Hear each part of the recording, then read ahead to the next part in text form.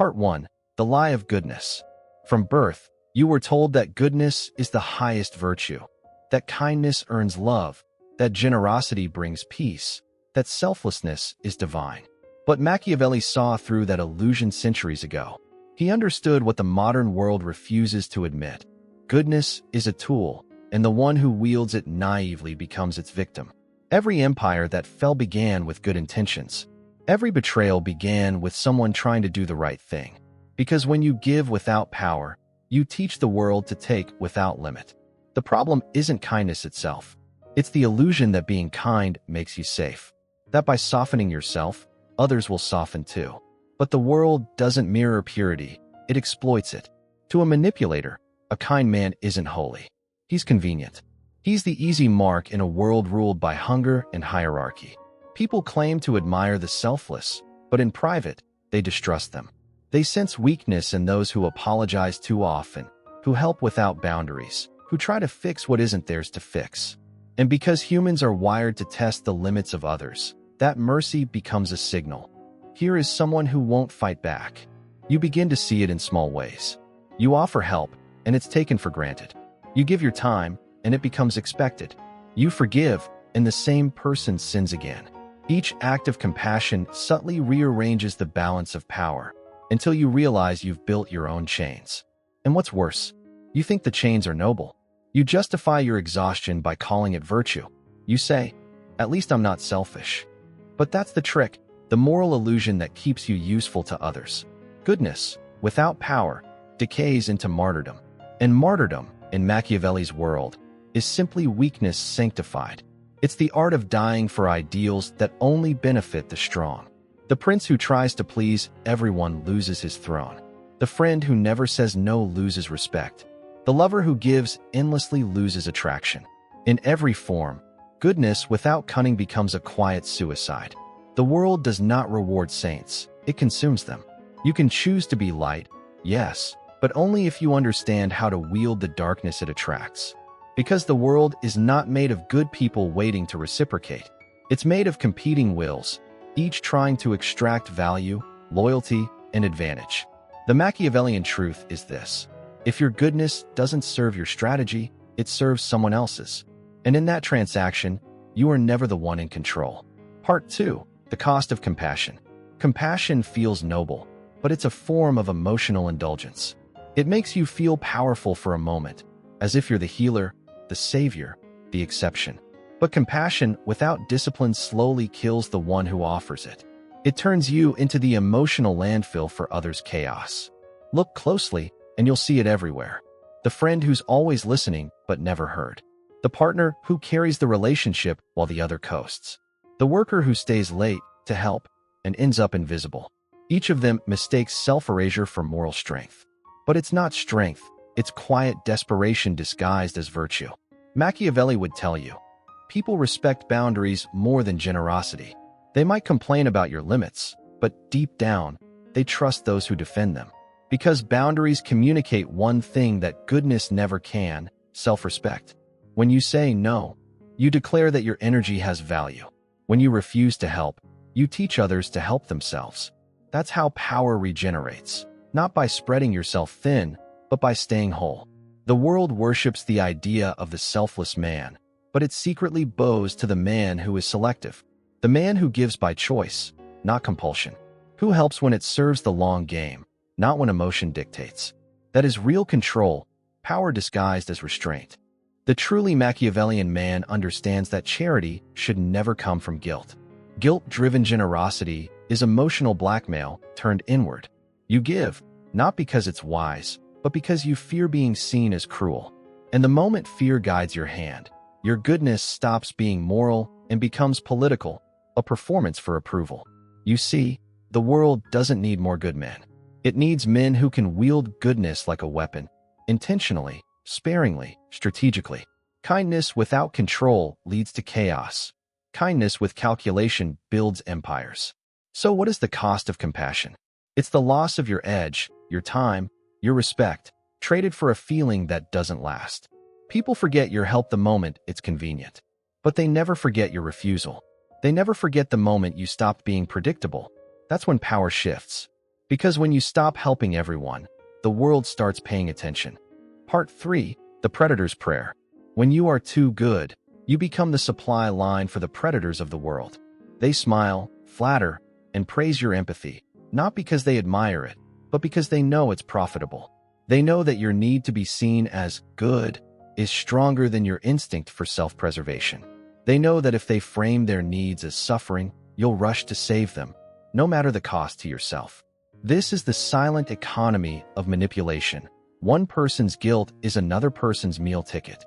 Every narcissist, every emotional leech, every fake friend, they survive on the energy of people who confuse goodness with purpose. The predator never attacks by force. They attack by appeal.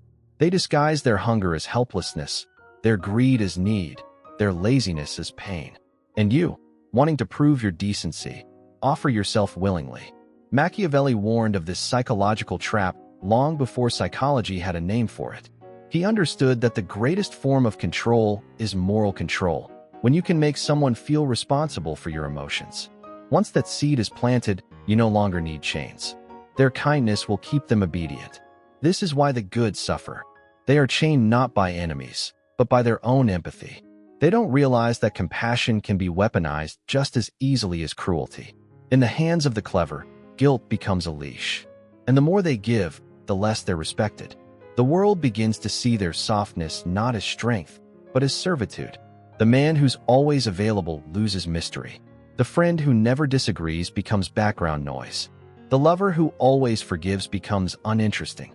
When you exist only to please, you lose your humanity. You become a service, a convenience, a function. The predators of society, the Machiavellian elite, never present themselves as wolves. They present themselves as victims, as visionaries, as people in need of saving. They understand that in a world ruled by appearance, pity is power. So how do you break free from this? You stop seeking virtue and validation. You stop proving your goodness through sacrifice. You stop believing that you must bleed to be loved. Because the truth is brutal. People respect what they fear losing, not what they can endlessly take from. If your kindness has no limits, it has no value. Power begins the moment you understand that goodness without discernment isn't holy. It's submission dressed as morality. Part 4. The Sacred Selfishness. The word selfish has been corrupted. It's used to shame people who finally choose themselves. But Machiavelli would tell you, selfishness, properly understood, is not greed, it's governance. It's the recognition that you are the state, and every resource you waste on unworthy causes weakens your kingdom. When you pour out your time, energy, and emotions into people who give nothing back, you're not being noble. You're committing treason against yourself. Selfishness, in the Machiavellian sense, is sacred because it reorders your priorities around strength. It asks, who deserves my time? Who adds power to my life rather than draining it? Who respects my boundaries enough to earn my generosity? This form of selfishness doesn't make you heartless. It makes you strategic. It lets you invest your compassion where it matters, not where it's demanded. The man who helps everyone helps no one well. The man who gives endlessly loses the precision of his power. But the man who gives deliberately, from a place of fullness rather than fear, becomes unstoppable. You've seen the opposite everywhere. The exhausted people-pleasers. The overworked employees who think loyalty will be rewarded. The lovers who give until they vanish. They all share the same flaw. They treat self-destruction as virtue. They think their sacrifice will inspire gratitude. But the truth is colder. It inspires expectation. And expectation breeds contempt. Every empire that fell did so by overextending, by feeding too many mouths, fighting too many wars, and trying to please too many allies. The same is true for a person. Too much giving fractures your empire. It opens the gates for invasion. To be selfish, in the highest sense, is to protect your inner city. It's to conserve your will, your energy, your attention, because these are your true currencies of power. You cannot command respect if your energy is scattered. You cannot lead if you are constantly rescuing. You cannot rise if you are forever kneeling. So Machiavelli's advice is simple but savage. Love as few as possible, and when you love, love from strength. Give not because they beg, but because it serves your rule. In that way, even your mercy becomes political. Even your kindness becomes power. Because real goodness isn't about pleasing others, it's about preserving your throne. Part 5. The Lie of Goodness. You were told to be kind, to give, to understand, to forgive. They said that's what makes you human, what separates you from the beasts. But you've seen what that really means. It means bending until you break while others stand on your back. It means smiling while your patience is being siphoned, drop by drop, until you're hollow enough to call it virtue. You'll watch people who never lift a finger get ahead because they know how to use those who do.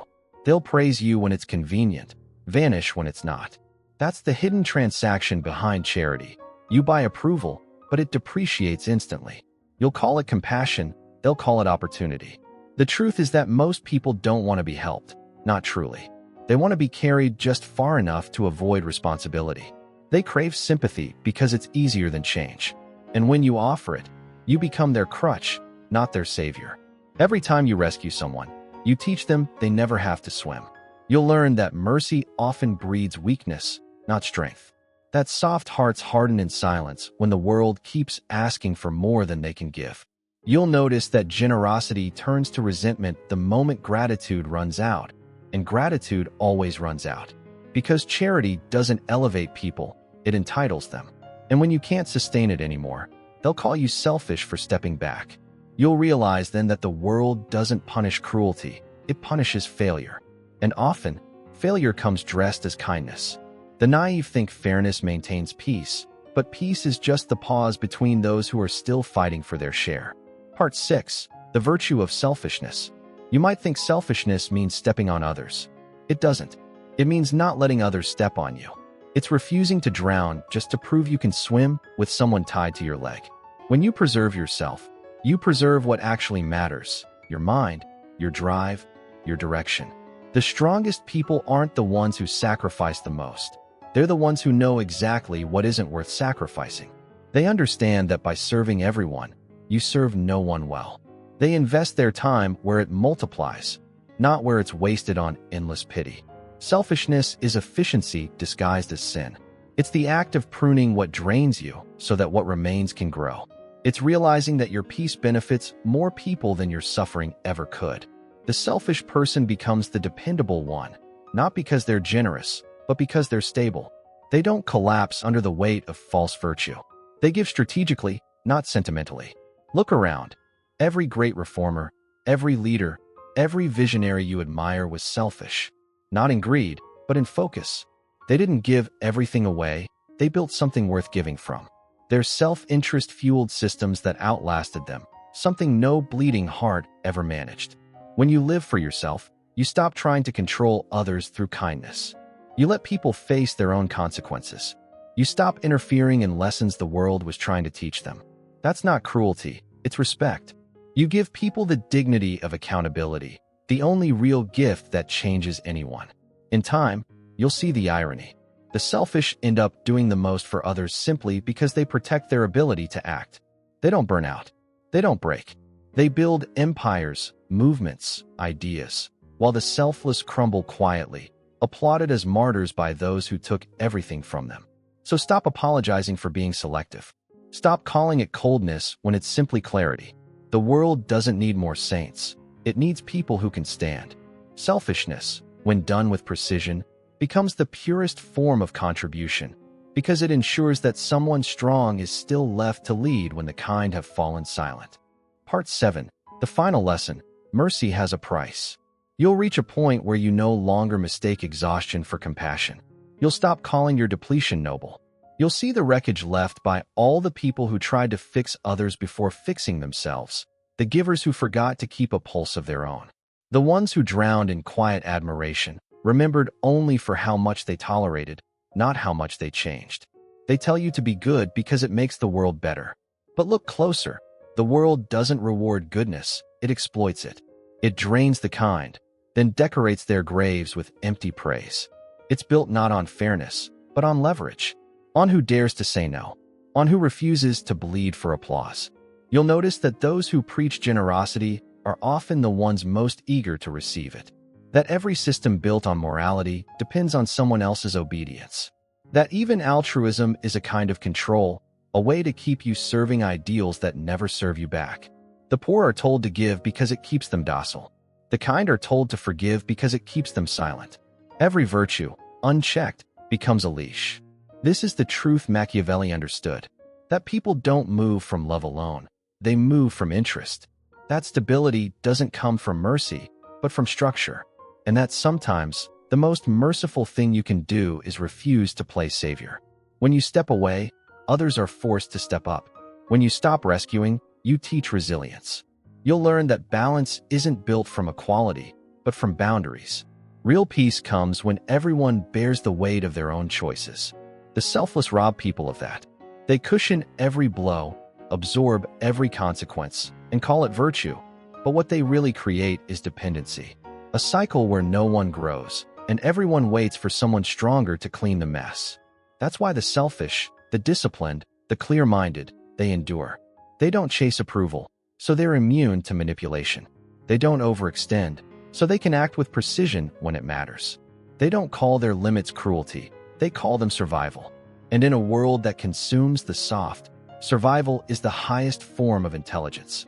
You'll start to see goodness differently then, not as constant giving, but as responsible restraint. The good person isn't the one who says yes to every cry.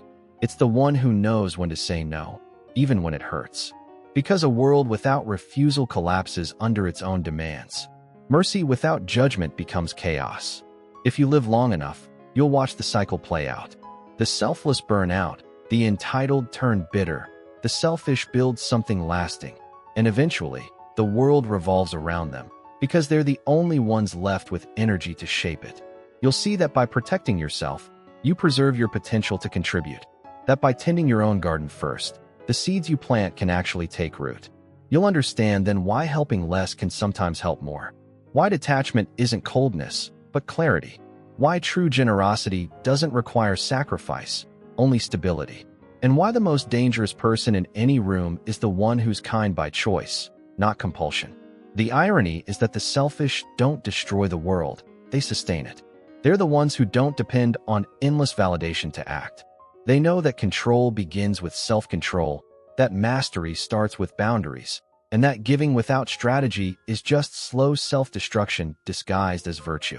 So the next time you feel the urge to save someone who refuses to save themselves, remember this. Your energy is not infinite, but your influence can be, if you use it wisely. Stop bleeding for people who only notice when you're gone. Stop confusing empathy with obligation. You are not a well to be drained dry in the name of goodness. You are a force to be directed, a weapon to be sharpened, a mind to be guarded. Be kind, but let it be a choice, not a weakness. Help, but only where your help builds, not where it erases you. The world will call you cold, ruthless, heartless. Let them. Those are just the names they give to people they can't control anymore. Because when the good falls silent and the strong take over, the world doesn't end. It finally starts working.